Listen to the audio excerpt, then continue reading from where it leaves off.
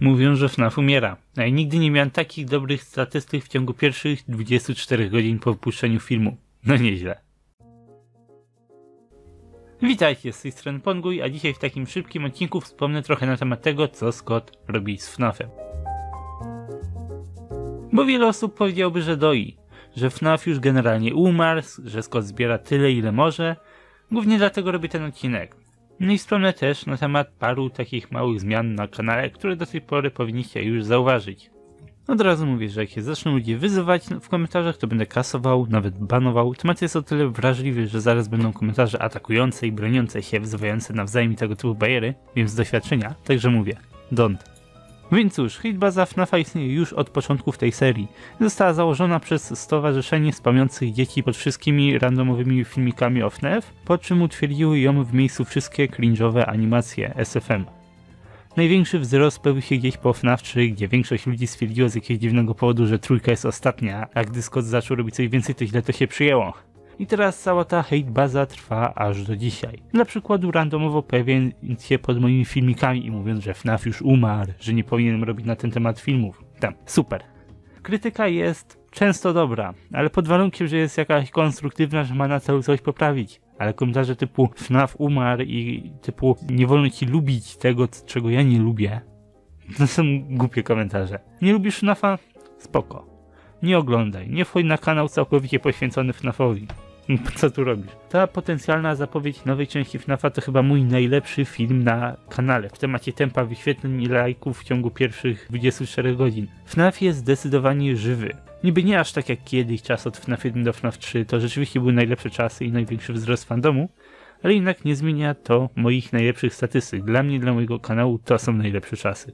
Naprawdę, nikt nikomu nie każe lubić FNAF-a, ale nikt nie ma też prawa kazać innym nie lubić tej gry, to jest po prostu niepoważne. Scott stworzył 5 gier i prawdopodobnie pracuje nad 6. No, to się nazywa dojenie, nie to co jakieś ogarnięte produkcje jak Sonic czy FIFA czy jakieś Assassin's Creed. Mógłbym rzucać linkami i komentarzami, ale zwykle się to źle kończy, więc tym razem obejdzie się bez. Ale skoro już przy tym jesteśmy i mam okazję się wygadać, jedną rzecz, która mnie naprawdę w tym kontekście wkurza, to, gdy ludzie mówią, jak to Scott już parę razy zapowiedział koniec serii i z tego tytułu będzie doił ją w nieskończoność. Naprawdę jakieś dziwne fakty. Scott zapowiedział koniec FNAF-a tylko jeden raz. FNAF 4 to The Final Chapter, no i wiele osób uważa, że miał skończyć na trójce, ale to jest tylko myślenie fanów. Nigdy Scott tego nie powiedział. Niby FNAF 3 to takie satysfakcjonujące zakończenie i niby FNAF 3 kończy się napisem The End, ale zgadnijcie co? FNAF 1 i FNAF 2 też się zakończyły napisem The End. Nie ma to też sensu z punktu fabularnego. FNAF 1 do 4 to kompletna, spójna fabuła. Możecie się nie zgadzać, ale to, że nie rozwiązaliśmy fabuły, nie oznacza, że jest ona zepsuta. Zrobię na ten temat odcinek bardzo niedługo, jest praktycznie drugi w kolejce. Potem po 4 Scott stworzył nową, dodatkową grę, FNAF SL. Zmienił zdanie, bo miał do tego prawo, ale tak czy tak 5. gra nie jest elementem głównej fabuły. Główna fabuła kończy się na 4, a w SL tylko ją rozwija. Ta gra wyraźnie skupia swoją uwagę o elementy fabuły, na które nigdy wcześniej nie zwróciliśmy uwagi. Tworząc tą grę, Scott chciał, żeby fabuła została w końcu rozwiązana i idąc tym tokiem myślenia, czymkolwiek będzie 6. gra, będzie celowała w ten sam motyw jeszcze bardziej. Dlatego ja generalnie wierzę, że będzie to ostatnia gra FNAF. Scott nie doi serii, tylko finalnie ją wyjaśnia. No i też nigdy nie mówił, że SL miało być tym razem ostatnie. Wspomniał, że może to kontynuować, jeśli gra się ludziom spodoba. I raczej była pozytywnie oceniana. I osobiście patrzę bardzo pozytywnie na wszystko, co Scott planuje w temacie FNAF i dobrze wiem, że nie jestem jedyny. Nie ma nic złego w odpuszczeniu sobie odejściu od FNAF-a, ale mowa nienawiści się szerzy wszędzie. Stop. Więc tak, to mniej więcej całe przesłanie dzisiejszego filmu. Ale wspomnę też jeszcze trochę na temat tych zmian na kanale. Z powodu tego teasera szybko mi ostatnio wzrosły subskrypcje, około 500.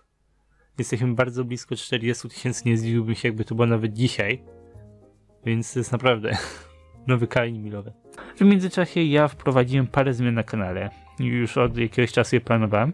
Nie jestem jeszcze pewien, czy uda mi się zrobić wszystko, ale to się zobaczy. Czego mi generalnie brakuje, to wrzucanie większych emocji w słowa, które mówię na odcinku, bo jak już ktoś mnie oskarżał, że robiłem poprzedni odcinek na siłę. Po prostu byłem zmęczony tymi wszystkimi zmianami, ale cóż, powiem wam tyle, że krzyczałem na cały pokój z hype'u, także tak, nie robię nic na siłę. Chyba że animacje na filmach, ale to dlatego, że ostatnio miałem no to mniej czasu. To jest cały odcinek, raczej nie będzie długi, raczej chcę się pobawić tymi wszystkimi efektami, zobaczyć i stworzyć sobie jakiś tak nowy model tego odcinka. Dziękuję wam naprawdę za te 40 000 subów, no i czeka nas dużo wrażeń, jeżeli Scott wprowadza nową grę, nowe teasery, nowe wskazówki i tak dalej, co nie zmienia faktu, że i bez tego mam już przygotowane pomysły na materiały na grubo ponad miesiąc i szczerze cały czas ta lista rośnie. Na tej liście są rzeczy, które cały czas są przesuwane do przodu i nigdy nie są robione.